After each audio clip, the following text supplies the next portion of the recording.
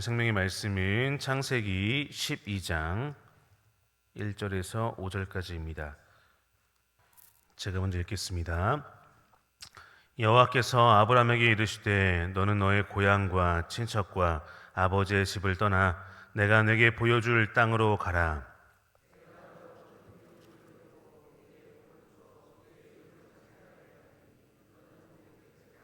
너를 축복하는 자에게는 내가 복을 내리고 너를 저주하는 자에게는 내가 저주하리니 땅의 모든 족속이 너로 말미암아 복을 얻을 것이라 하신지라.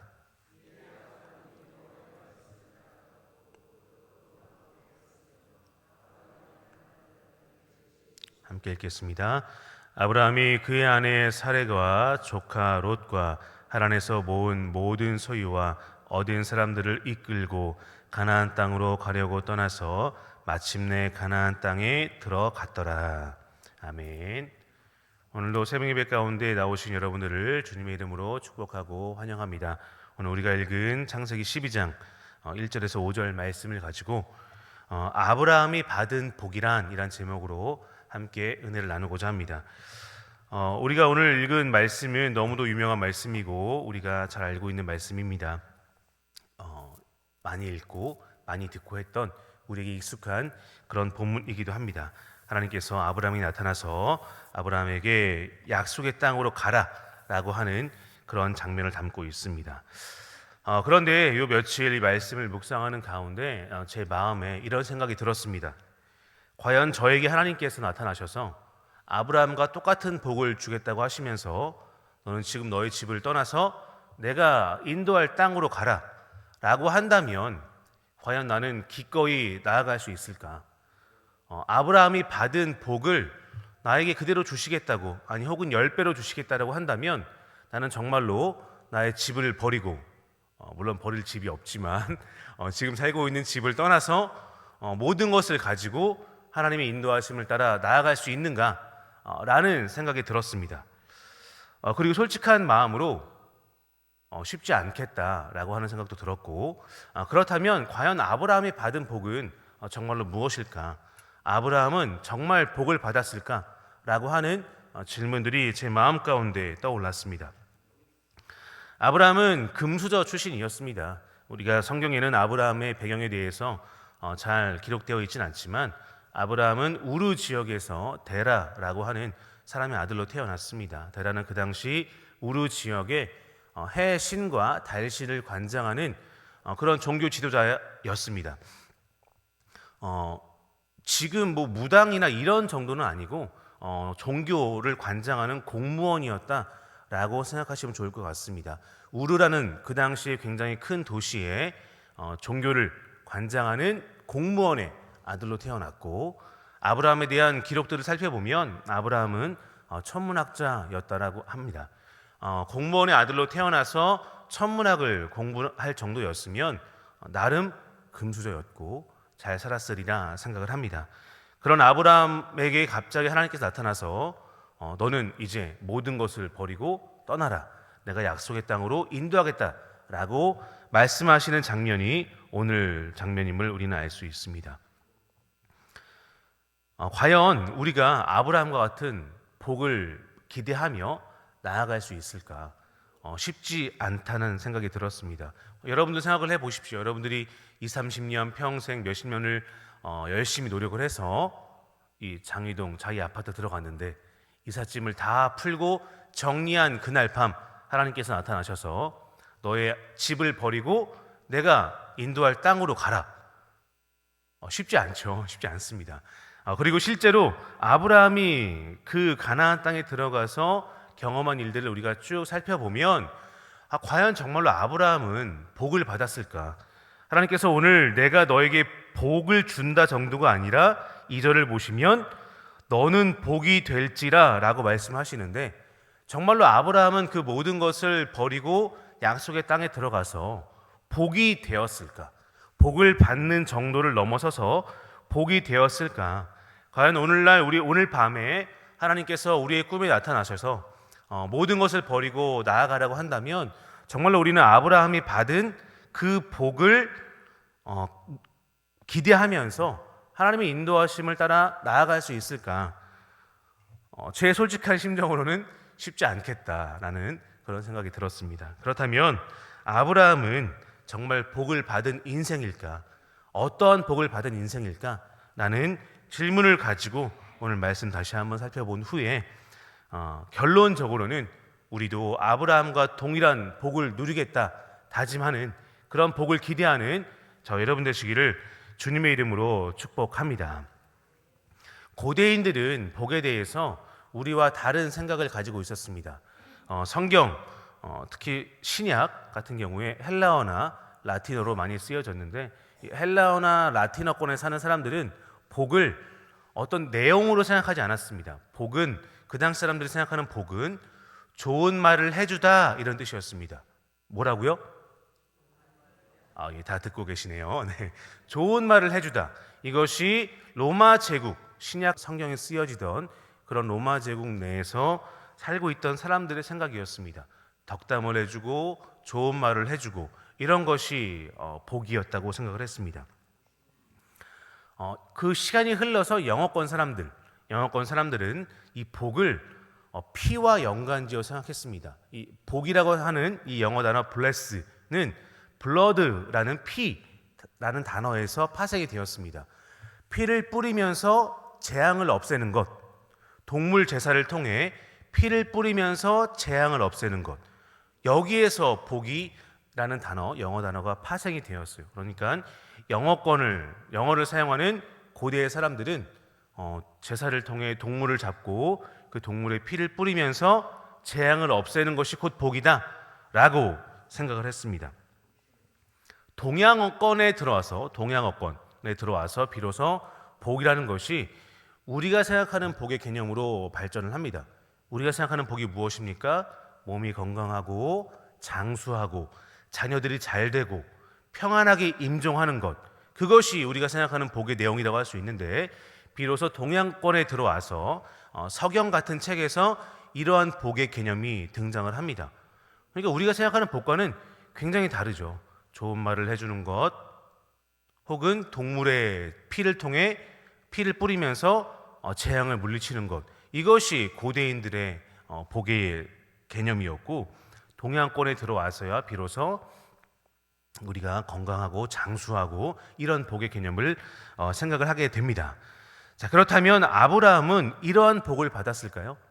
가나안 땅에 들어가서 사람들이 환대하면서 좋은 말을 해주고 덕담을 해주고 혹은 피를 뿌리면서 여러 가지 재앙들을 물리치고 불행한 일들을 물리치고 혹은 또 몸이 건강하고 장수하며 평안한 가운데 임종하는 이러한 복을 아브라함이 누렸을까라고 생각해 보았을 때 아브라함이 누린 복은 그런 복과는 좀 거리가 멀지 않았나라고 하는 생각이 들게 되었습니다.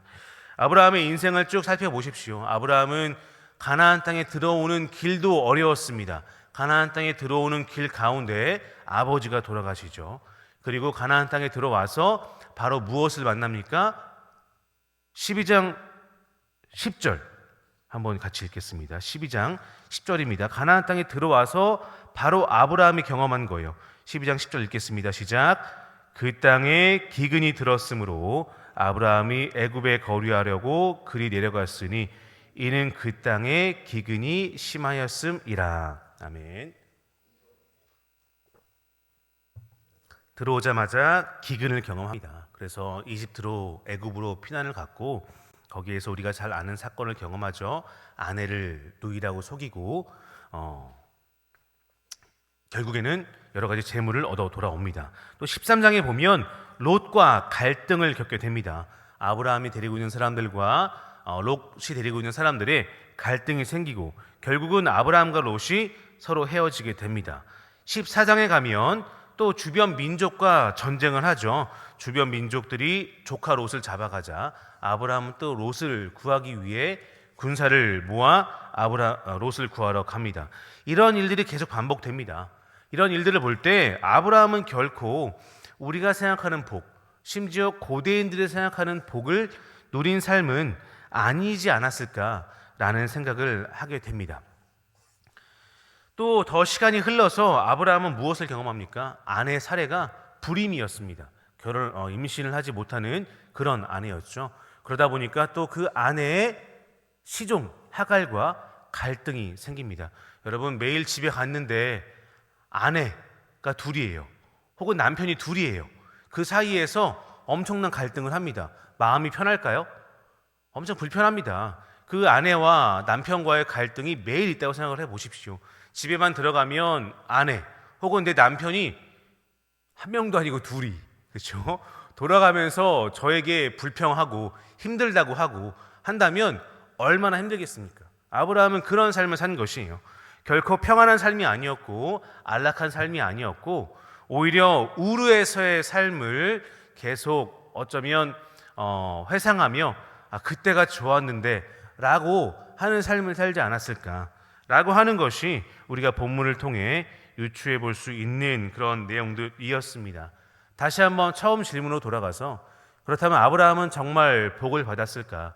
받았다면 어떠한 복을 받았을까? 우리가 생각하는 그러한 복을 받았을까? 라는 질문들을 우리는 계속 할 수밖에 없음을 알 수 있습니다. 아브라함의 복이 과연 무엇이었을까라고 했을 때 제가 말씀을 묵상하는 가운데 이 복이라는 단어를 다시 한번 살펴보게 되었습니다. 여러분, 12장 2절 같이 한번 읽겠습니다. 시작.